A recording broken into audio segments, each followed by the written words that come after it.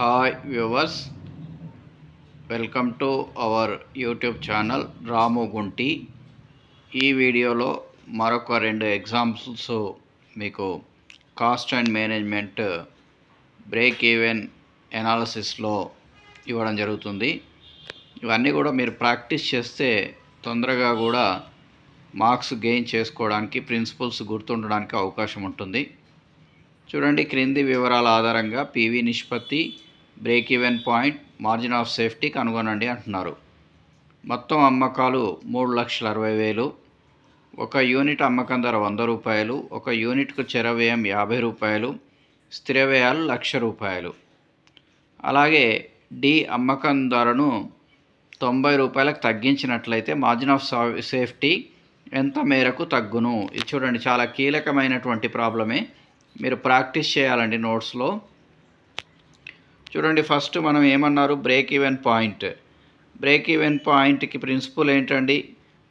Fixed cost divided by unit sales price minus unit variable cost, అంటే స్థిర వ్యయాలు by ఒక యూనిట్కు అమ్మకం ధర మైనస్ ఒక యూనిట్కు చర వ్యయం.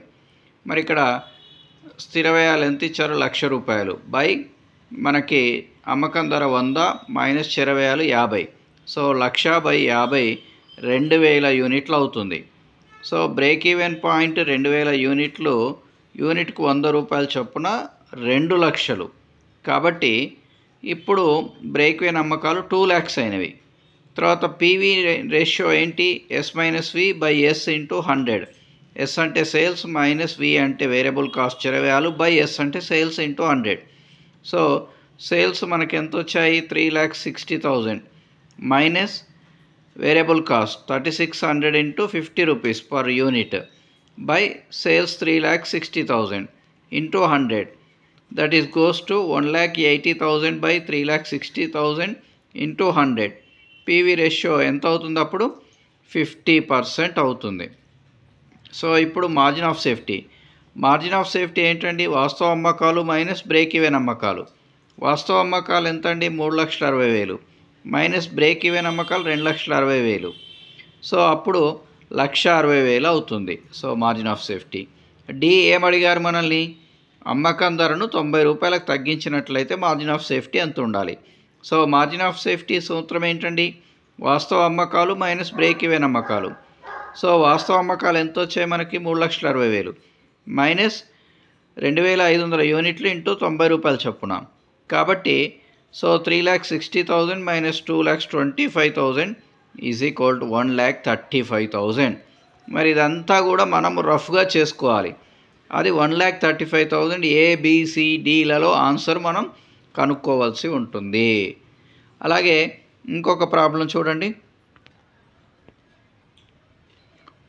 ఒక వస్తువు యొక్క సమాచారాన్ని ఒక ఉత్పత్తిదారు దిగువ ఇచ్చాడు.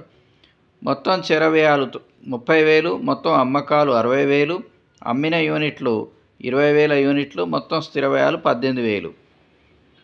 ఏ ఒక యూనిట్కు మిగులు, B break even point, C margin of safety, D లాభం. ఈ 24,000 లాభం ఆర్జించడానికి కావాల్సిన అమ్మకాలు. మరి ఇట్లా ఇవన్నీ కూడా 1 మార్క్కి మీకు ఖచ్చితంగా యూజ్ అవుతాయండి. సో ఇక్కడ ఫస్ట్ ఏం కనుక్కోవాలి? మిగులు, S minus V, sales minus variable cost into C. So 60,000 minus 30,000 ఎంత అవుతుంది? ఆటోమేటిక్గా 30,000. ఒక యూనిట్కు మిగులు 30,000 బై 20,000 యూనిట్లు అంటే రూపాయిన్నర. సో బీఈపీ అమ్మకాలు ఎప్పుడు ఏమవుతుంది? F into S, S minus V. So 18,000 into 60,000 by 60,000 minus 30,000, that is 36,000. అలాగే C margin of safety. Margin of safety principle ఏంటి? వాస్తవ అమ్మకాలు మైనస్ బీఈపీ అమ్మకాలు. సో 60,000 మైనస్ 36,000 24,000 అవుతుంది. డి లాభం, S minus V is equal to F plus V. So 60,000 minus 30,000 equals to 18,000 plus P. అప్పుడు 30,000 is equal to 18,000 plus P into 30,000 minus 18,000. అప్పుడు రివర్స్లో రాస్తే 12,000 is equal to P. P is equal to 12,000. మరి ఇప్పుడు మనల్ని ఏమడిగారు? 24,000 లాభం ఆర్జించడానికి కావాల్సిన అమ్మకాలు. పివి నిష్పత్తి C/S × 100. మరి 30,000/60,000 × 100 50%.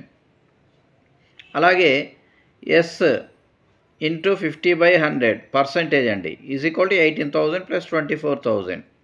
So S 50/100 is equal 42,000. So S is equal 42,000 × 100/50.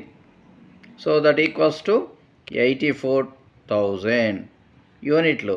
అమ్మకాల మొత్తం బై అమ్మకం ధర 84,000/3 28,000 యూనిట్లు. సో ఈ విధంగా మీరు ప్రాబ్లమ్స్ని సాల్వ్ చేసే విధంగా ప్రయత్నం చేస్తారని ఆశిస్తూ వీడియో లైక్ చేయండి, షేర్ చేయండి, సబ్స్క్రైబ్ చేయడం మాత్రం మర్చిపోకండి. All the best.